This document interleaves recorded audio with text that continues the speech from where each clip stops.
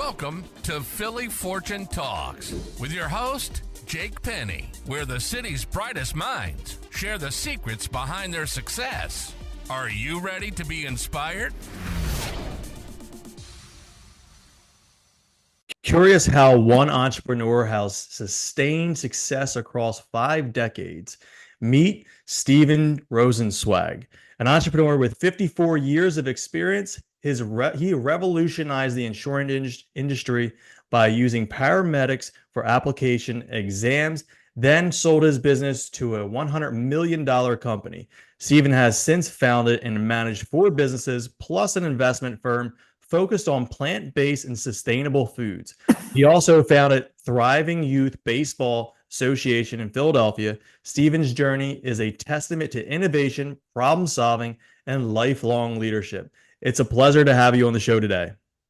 Thank you, Jake. I hardly recognize myself.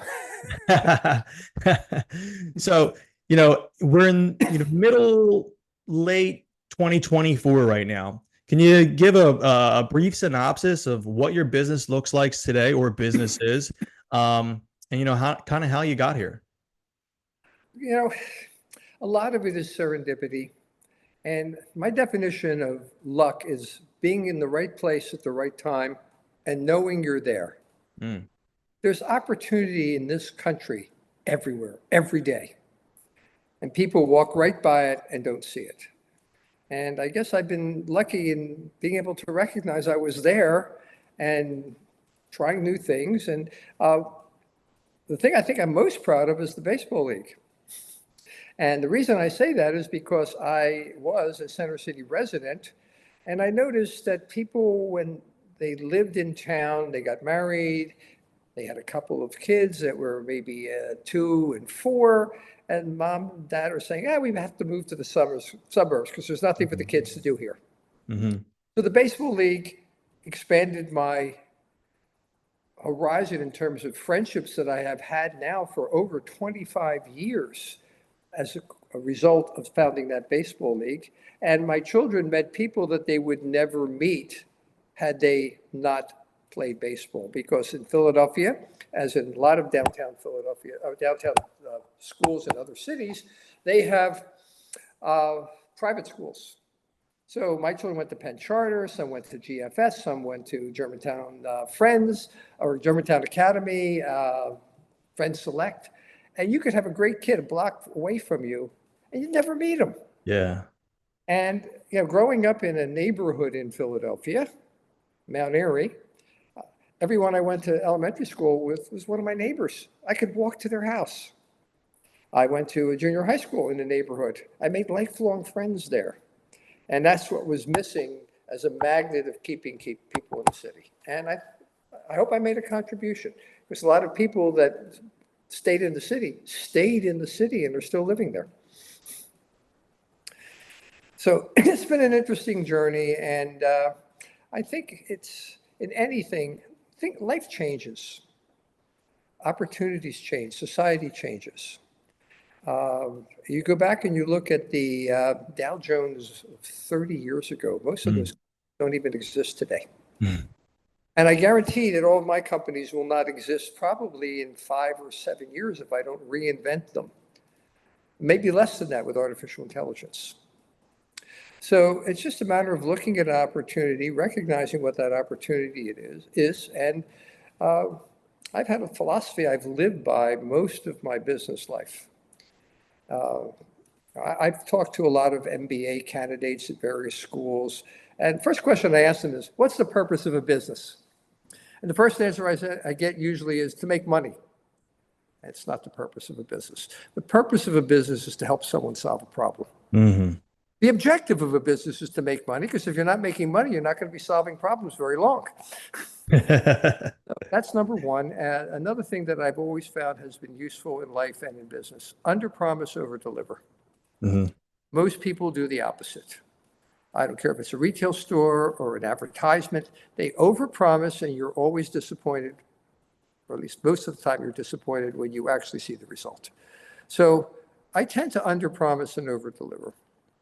And to me, if you're not going to do something in an excellent way, why are you there? Right.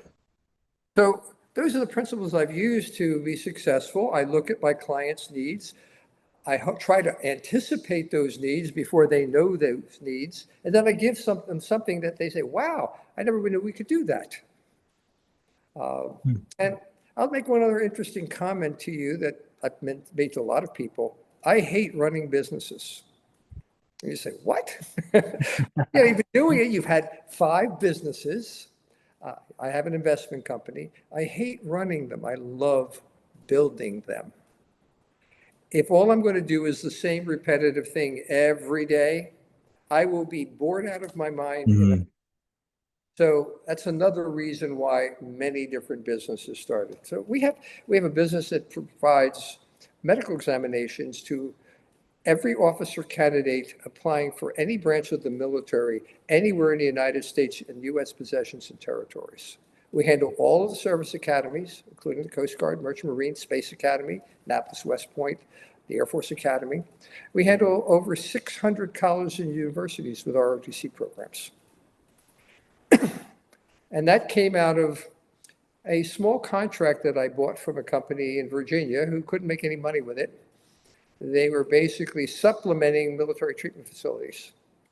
And I used technology to improve the product that I gave to the government and now do 98% of all those exams instead of 5%.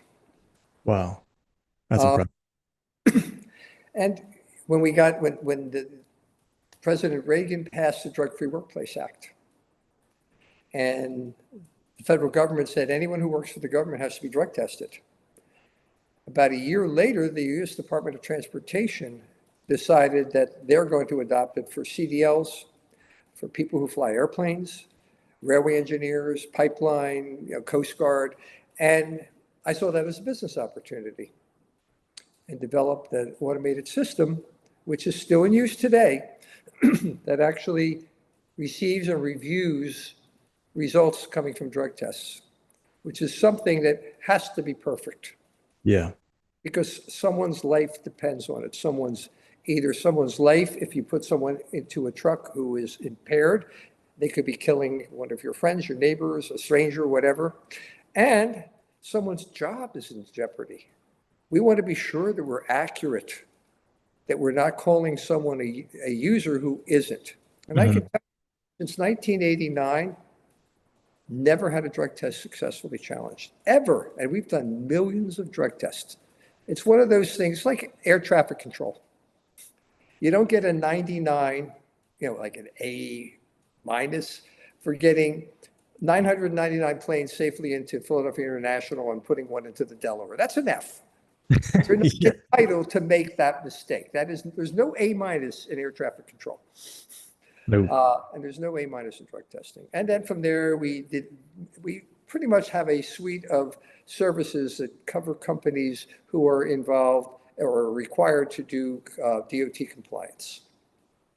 And then I have a background screening company and a company that does forensic collections. So a forensic collection is when you collect a specimen, whether it's a breath sample, if you're doing breath alcohol testing, or a sample of urine, if you're doing urine drug testing, you have to have a chain of custody. It has to indicate that that specimen has never been tampered with and has never been out of the control of somebody responsible. So this company goes out and does these collections for post-accident, reasonable suspicion, early morning, late evening collections, and we do it all over the United States. So that's the suite of businesses. And then the investment was just serendipitous. My daughter came to me and wanted to borrow some money to invest in some early stage companies. She manages some very well-known people, including Questlove and the Roots, and Mariah and Carey. And rather than lend her the money, I said, why don't we go into a partnership? Let me take a look at these companies, and I will put up 100% of the money. So you have no downside risk whatsoever. And I'll give you 25% of the upside with no downside risk. Anybody in the world will take that deal. So that's how my investment company started. And I think that the things that we need to start looking at, food is one of them, water is another. We have to find ways to not have to have that many cows and pigs out there basically destroying the environment with methane. So I invest in plant-based and early-stage sustainable food companies. And, it's kind of my hobby. I'm not looking at it to support me or to increase my standard of living. It's just something I think it's the right thing to do. And I've been doing it. So, you started and you're still managing multiple businesses. For any listener that is listening in, what key strategies have been essential to sustaining success across different ventures over the years? Running one business can be super challenging to somebody. You're running multiple businesses. I got some very useful information from Senator Arlen Specter, who's now deceased. I knew him very well. His kids went to Penn Charter. And he was a very successful district attorney in Philadelphia. In fact, some of his ADAs that he hired went on to do much greater things. Like Richard Sprague is one of the top defense lawyers in the United States. One of his ADAs became the first assistant attorney general for the state of Arizona. One of his assistant attorney generals, I think, assistant district attorneys, became mayor of Philadelphia. So, he said, surround yourself with smart people and get out of their way. And that's a fairly interesting strategy. And I have actually created an acronym, which is my philosophy of business. And it's called EPIC. And we know what an EPIC is. The Godfather is an epic movie. The Ten Commandments was an epic movie. But EPIC stands for, it stands for a lot of things. The E stands for excellence. I want people working for me who have that same penchant for excellence, who are perfectionists like I am. I just renovated a house here where I'm living now. My subcontractors hated me because I see everything, and if it's not perfect, I can't live with it. So it makes it very difficult to work with me. But excellence is one of them. P is promises. I always want people to underpromise and overdeliver. And P also stands for performance. I want people who are proud of what they do. Everything that they do is a performance. You think about a Broadway show. The guy that buys a ticket on Tuesday for a matinee wants the same performance as someone who's seeing that show on a Saturday night. And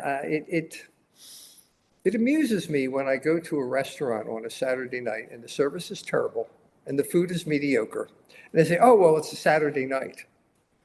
And my answer is, do I get a discount on the food? Because Saturday night, I pay the same price as somebody who comes on a Tuesday. You have to have that sense of excellence. And companies, organizations, even restaurants, the ones that have survived, you look at the Saloon in Philadelphia, it's been there forever. Or Villa de Roma. It's now in the third generation in Philadelphia. As long as you keep up that sense of quality and excellence and people know what to expect every time they go in there for every meal, you're going to make it. If you don't, people are not going to be loyal. The I is intelligence. It's very important to have intelligent people around you. And you can teach an intelligent person to do anything. So I look at intelligence as the number one criteria and look at hiring somebody. I want someone who's intelligent. And finally, the C stands for two things, commitment and customers. I want people who are committed to make the customer experience the best experience every time they touch that customer. And when you have that type of experience, you come back. And I don't have to sell my business. The business sells itself. My customers will sell the business for me. So I use this EPIC formula in everything I do, my entire life experience. And it's served me very well. I like that. Even in raising children. my generation did not do a fantastic job of raising their children. We gave them too much. And if you look at the best years in this country, if you look at post-World War II America, a lot of the people that grew up, my contemporaries, my parents were first-generation Americans. My grandparents came from somewhere else. And we had to work for everything we got. There's no free lunch. Nope. No And such thing as free lunch. so when you have people I have friends who are still supporting 40-year-olds. Wow. My children are all self-sufficient. And it's interesting. I know we're talking about business, but it's the same principle. Yep. Raising a child, raising a group of people in your company. It's not important to be liked, especially with children. My job is to be your parent, not your friend. Too many parents want to be your kid's friend. No. Yeah. I can tell you, my children have told me they hated me more than once. More than once. And I said to them when they were growing up, especially as teenagers, especially when they were going to a school where most of the children came from people like myself who gave their kids everything. And my children had to work for it. They didn't get a car when they were 16. And I said to them, tell you what, when you turn 25, I will sit down with you for as long as you want. We can start at 7 o'clock in the morning. We can go till midnight. And if you're not finished, we can go the next day. You can tell me everything I did wrong as a parent. I will not comment. I will not say a word until you're finished. Nobody's taking me up on it. But all my children went to college. All of them graduated. All of them doing well. 2 of them have secondary degrees. And there were conditions to everything in life because life comes with conditions. Yep. If you want a 4-year full paid scholarship to college, the conditions weren't onerous. You went to a private school. I've already invested $150,000 in your education. I expect you to maintain a 3.0 average. If it goes to 2.99, scholarship's over. It's not that you don't have the mental capacity. I know you can do the work, but you got to do the work. Number 2, you have to take sufficient courses to graduate in 4 years. And I got the same pushback that a lot of kids get their parents. Well, what if I get a professor I don't like, and I don't like the course? I made a mistake. Can't drop it. Life is full of a lot of things that you have to do that you don't like. And you have to do them well if you want to be successful. And the third thing is you have to stay out of trouble. You get caught for underage drinking, drugs, cheating, scholarship's over. And that means one thing, or actually 2 things. You need a job and an apartment. You're over 18, I'm not going to support you, and you can't come home to live. Okay. If you don't kick the bird out of the nest, it never learns how to fly. So that's been my formula in life, and it's worked out in business. And business is just, it's another form of life. Yeah. I liked what you said. Me and my partner, you can call her wife. We've been together for like 10 years, so pretty much wife. We have an acronym APE, APE, Aligned Partners in Excellence. And we live by that every single day. And it's a good. At the end of the day, you want to be proud of what you've done. I do. To me, that's the psychic income I need. It's more important to me than money, believe it or not. Knowing that I've done the best I can for my kids, for my clients, for my family, that's all that matters. We all die with the same amount of money. Yep. I tell people, I've never seen an armored car following a hearse. Yep. Yep. So it's been a very, very interesting ride, and I've enjoyed it. And I'm going to continue doing this. Most of my friends are retired. In fact, most of my friends retired 16 years ago at 65. I turned 81 in May. Wow. And I go to work every day. I get up 6:30 every morning. I close all the rings on my Apple Watch every day. And I found that as long as you stay engaged and active and you have a purpose and a place to go every day, I think that has a tremendous correlation to longevity. Oh yeah, without a doubt. Otherwise, you're sitting around waiting to die. I couldn't agree more. And I've talked to people who are retired, and they said, "Well, why don't why are you still working?" I said, "Here's how I want to die." Okay, I want to die in a full stadium, packed, with bases loaded, with me on third, at the bottom of the ninth inning with 2 outs, and I want to be sliding at the home plate with a winning run and dirt on my uniform. That's how I want to go. Not in a hospital bed, not in a chair. I want to be doing something as long as I possibly can. Yeah, So I'm actively involved in the business, and it gives me a purpose. And we all need a purpose in life. without a doubt. I truly believe like retirement isn't good for people, because the second they stop having a purpose and living for something and doing and being active and exercising their brain, that's Yeah. when you die. Right from there, it's a downhill, spiral. It's a Um, spiral, absolutely. and honestly, you can only chill on the beach and drink Mai Tais or margaritas for so long before it gets bored. You know, Well, um, the nice part is if you have done your job and you've raised your children well, and they're no longer a burden, and you're not a burden on them, you can drink Mai Tais for a couple of weeks of the year. You have the resources, you can go wherever you want. yep. I'm sitting out here looking at the water and my boat at the dock right now, and if I wanted to go out and do it, I would, but I'm busy today. I haven't stopped since 8 o'clock this morning. That's my first meeting. So there's time for that. There's time on the weekends. But I find that if I'm not busy, I'm bored. Yep. I couldn't agree more. Design a life to where you don't have to take a vacation or retire. It's life by design. You build it the way you want, to where, like you said, you're looking at the water, you're looking at your boat. Yeah, you could right now pack up and just head out onto the water for sure, but you're Not busy. every day. Not every day. I would be Right. absolutely bored. I need external stimulation that's different all the time. And if the business were really running perfectly, I'd start another business.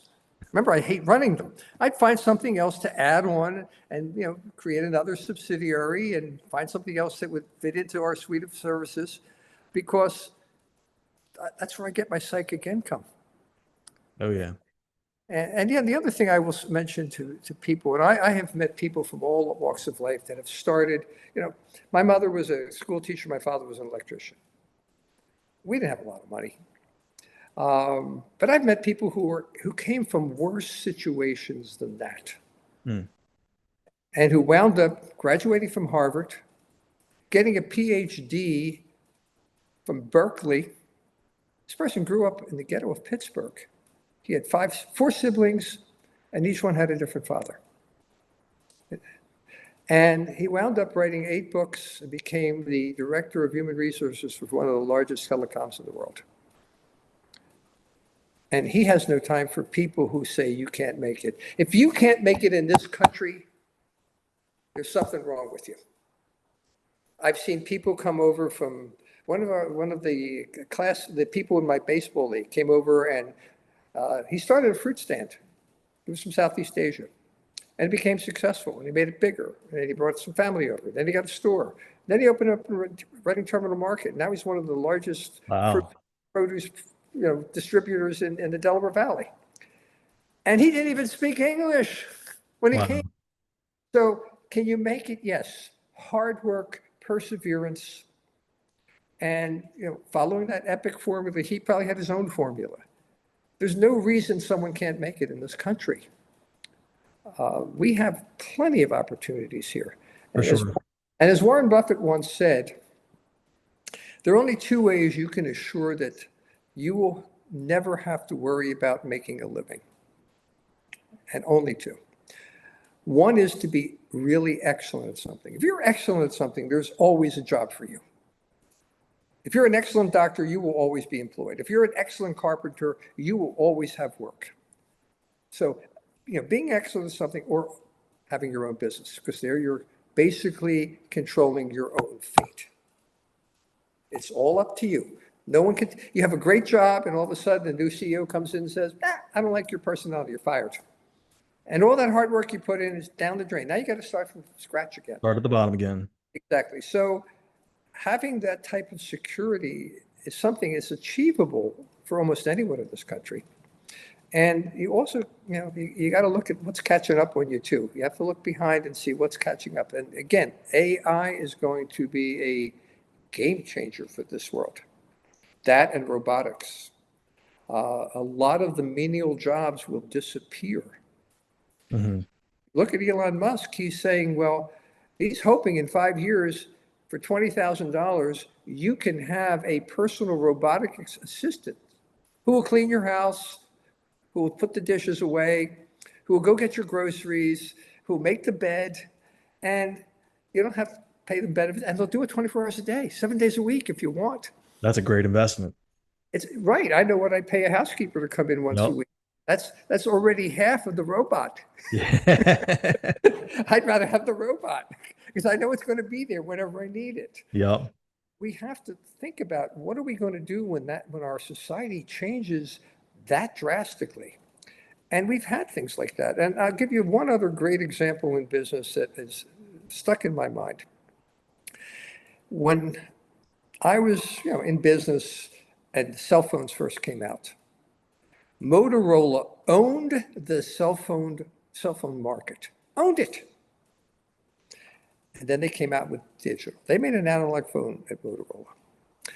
So what was their solution to digital? They made even a better analog phone, the AS1200. They used to call it the Motorola Mink. Does anybody you know have a Motorola cell phone? No. One. And even looking at like AT&T, imagine, what do you tell your sales guy when you have 100% of the long distance market in the United States? 100%. There was no competition. AT&T, when I was growing up, ran all long distance. But they didn't keep up with the times. And they wound up being broken up and then reassembled. And now they have cell phones and they have landlines. And there aren't even any landlines anymore because everything's over IP. So, you have to reinvent yourself and you have to look at what's coming up behind you. Yeah, you definitely have to adapt to your environment and be a chameleon. Yep.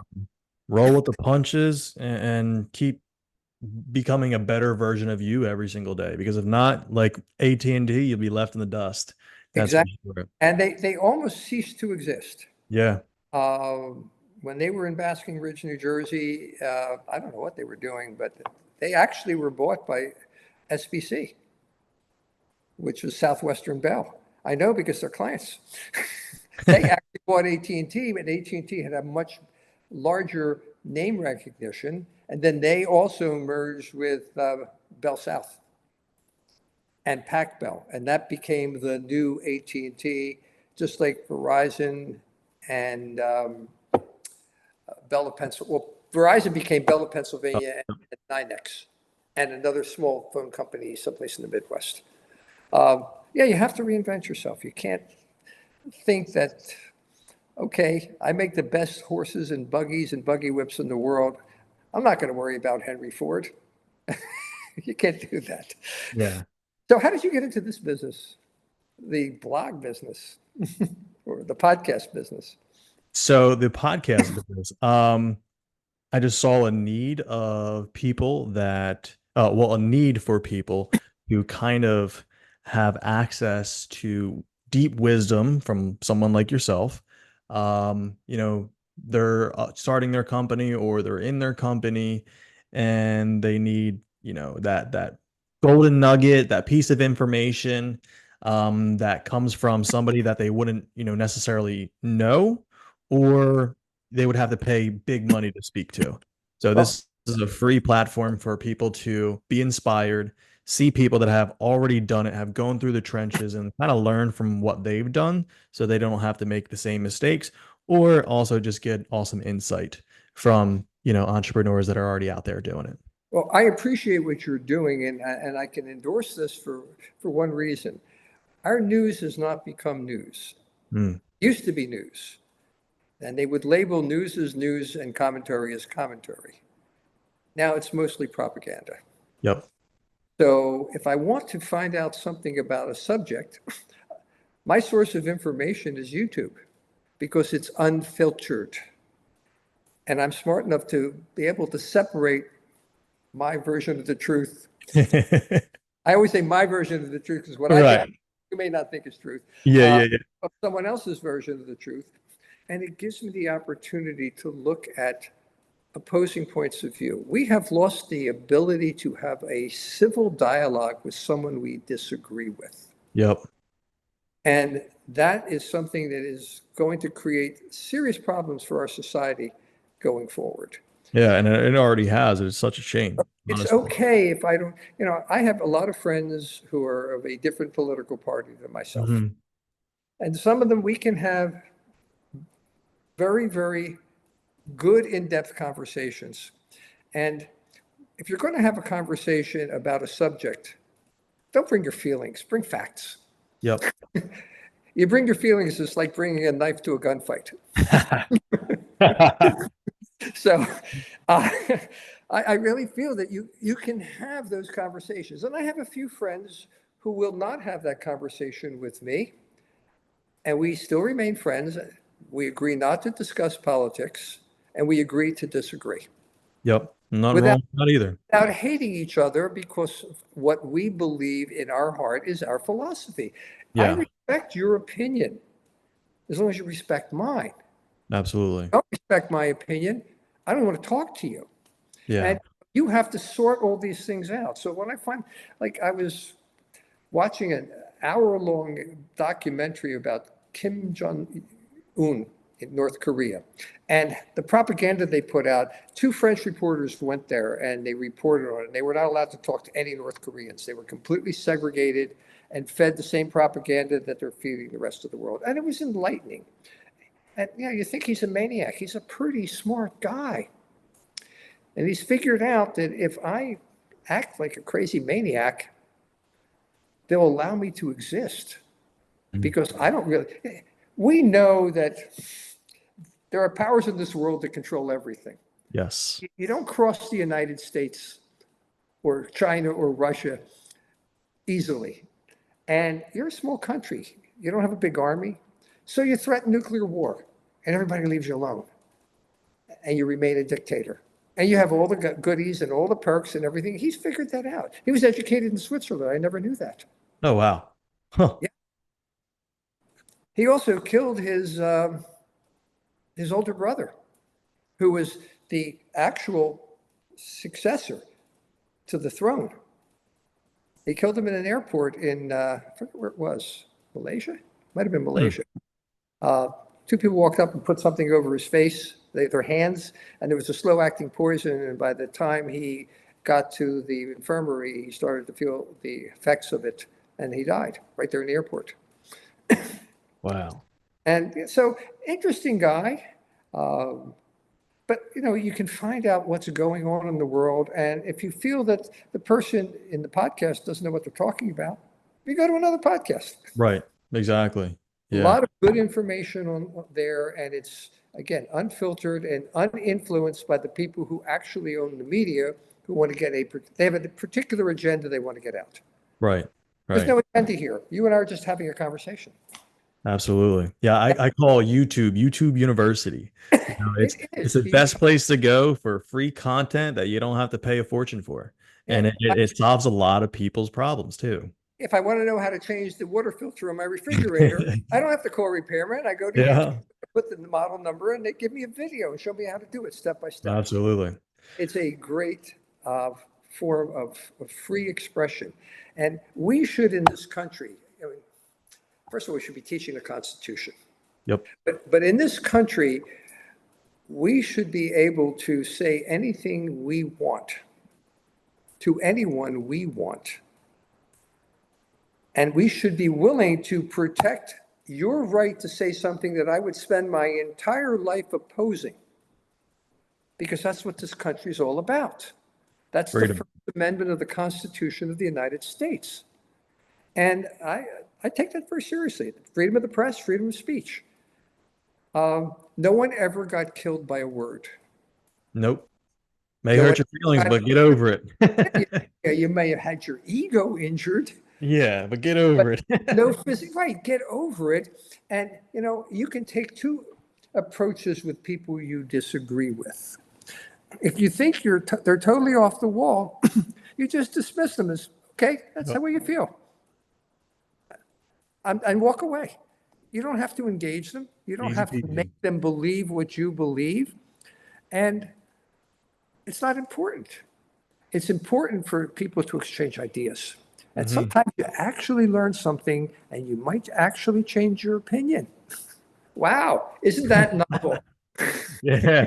Hey, people don't know. I mean, you're dropping bombs right now. People.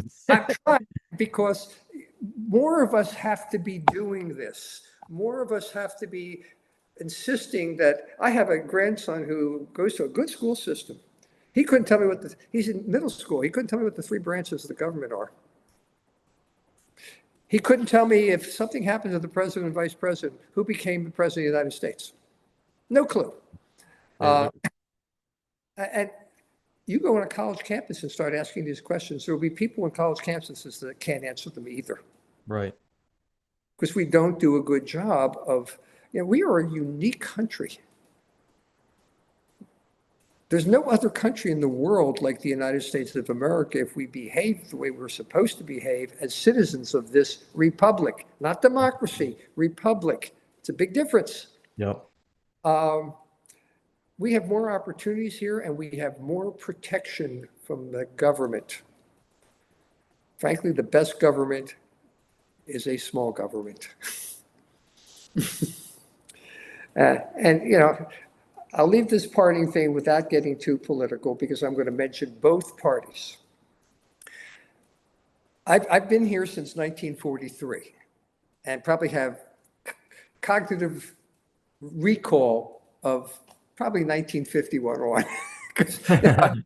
All I remember is I remember being put in the closet at Pennypacker Elementary School for doing something wrong in kindergarten. And it was traumatic for me. I had to stand in the coat closet for 15 minutes. That's all I remember of elementary school. But I think that we really have to look at this country as giving us opportunities, giving us the freedom to be free. But again, if you don't exercise those rights, they disappear. Yep. We need to teach those things to children, starting in elementary school and going all the way up through, U.S. history and world history and how this country formed and what makes us different, what makes us unique. We are a melting pot. And there are forces in this country that want to turn us into a mosaic. A melting pot, you take a bunch of metal and you put it together, and the resulting product is a stronger piece of metal. Stronger piece of metal, yeah. A mosaic is just different things that are put together. All separated, right? They're all separate. Yeah. And the melting pot theory is actually what made us great. Oh, so I was talking about the best times and the worst times. So I remember the Eisenhower years from 1952 to 1960. You weren't even born then. And the Clinton years. Those were the 16 most productive years this country had. What do they have in common? Bill Clinton was a Democrat, and Dwight Eisenhower was a Republican. Any idea? What's the commonality there? I'll tell you what the commonality there was. Dwight Eisenhower inherited a Democratic Congress from Roosevelt and Truman. And Clinton inherited a Republican Congress from the Bushes. And nothing got done. And when nothing gets done, we win. Simple as that. We had incredible growth between 52 and 60. We had incredible growth in the 90s. And it's because the government stayed out of our lives. They did what they were supposed to do.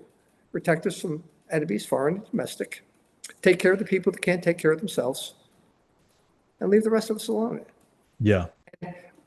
When you have two parties that have to agree on things, they always find a common ground to keep the country running. If one party controls everything, there's no need for common ground. You do it my way or the highway. And that's not good for America. Definitely not. So that's my party thing. And again, I'm not making a commentary as to which was a better president or which was a better situation. It was a good situation completely because of those conditions. Yeah, I think I wasn't born, but I definitely, looking back, hindsight, hearing from my aunts and uncles, the 50s and 60s were the best time in this country. Best time in this country.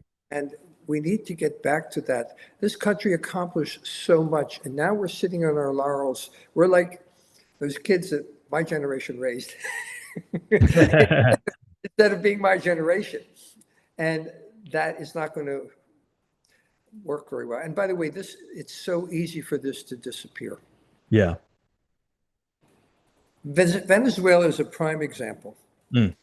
That was the richest country in South America. And it became the poorest country in South America in 10 years.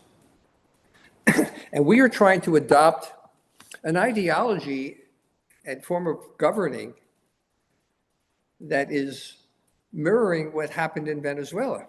Well, if it's so good, why are 400,000 Venezuelans escaping to the United States? Very true. So we have to be, this is what is not told to us on TV by the commentators or by the teachers who are teaching our children. What makes the United States of America so unique? And we the people have to contribute to that success. It's not a passive thing, it's an active thing. So, Stephen, time flies when we're having fun. Okay. One more thing while we wrap up, that a lot of people, entrepreneurs, seems like you have dialed in. So, and I think you might have some great wisdom with this. As we're building our businesses, we're working really hard. A lot of entrepreneurs are thinking about, man, how do I not have to work as hard? How do I start building passive income so I don't have to trade dollars for hours, right? So what is your take on passive income? And, is there anything that you have done for it to help out? Income's income. My investments are passive income. My business, you show me a business where the founder has not mentored someone to be exactly like him that hasn't gone down the drain once the founder disappears. I don't consider, here's what to me passive income is. I can take 3 weeks off or 4 weeks off and go to Europe because I know I have competent management. And I'm still getting paid. That's passive income. But I like what I do. It's almost like somebody paying me to play golf. Or tennis, okay? Or to take the boat out. Here, you got a beautiful boat. Take it out and we'll pay you, $100,000 a year. Oh, wow. Thank you. So I think if you want to have that passive income, to have those choices, to be able to take a month off or 2 months off. I mean, for 16 years, I've had a house in California. And I've lived there 3 months in the winter and 2 months in the summer. Because I hate cold and snow and I hate the heat and humidity. That's why I moved to Florida. So anyway, I think you can create that where you don't have to be there every day. You should, if you like what you do and you enjoy your business, you should want to participate in its success. Otherwise, if you want passive income, sell it and take the money and invest it. Right. Then you don't have the headache and worry. It won't be. Warren Buffett's still working. Charlie Munger worked into his 90s. Yeah. Berkshire Hathaway is so successful.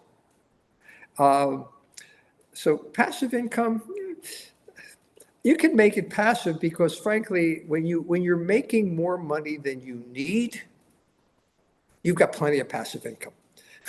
After you get through food, shelter, and medical care, the rest of it's passive income because, right? So, and I'll tell you one other thing that I found in business is extremely important, and that's your banking relationship. I've only had 2 bankers in most of my business career. And I left one of them because their bank was acquired and they moved to a bank that my balance sheet personally looked better than the bank's. I can't put my trust in a bank where I make more money than the bank. Yep. The banker is part of your business. You need a relationship. You need that banker to grow with you. My banker now is going to be in line for a senior vice president position and maybe the president of one of the regions of this bank in the next 5 or 10 years. And he was just a guy, a relationship manager when I started with him. Smart. And I said to him, when there's bad news, you'll be the first to know. When there's good news, you'll be the first to know. I consider you a trusted member of my team. If I want to buy a business, I'm going to run it by you and say, hey, would you loan this business money? If your answer is no, why should I buy it? Right. So bankers are extremely important. You need a good relationship with the banker. And if you do that and do what the editor of Barron's told me once, borrow money when you don't need it, because when you need it, you can't get it. I've heard that plenty of times. Always borrow money when you don't need it. So that's pretty much it. Awesome, Stephen. Well, for people that, people that want to connect with you, learn more about you, where's the best place for them to go? They can go to LinkedIn. Awesome. Okay. Well, Stephen, it was a pleasure having you on Philly Fortune Talks today. I really enjoyed our chat. And I enjoyed my chat with you as well, Jake. Thanks for tuning in to Philly Fortune Talks with Jake Penny. Inspired to share your success story? Visit phillyfortunetalks.com/guest and let's inspire together.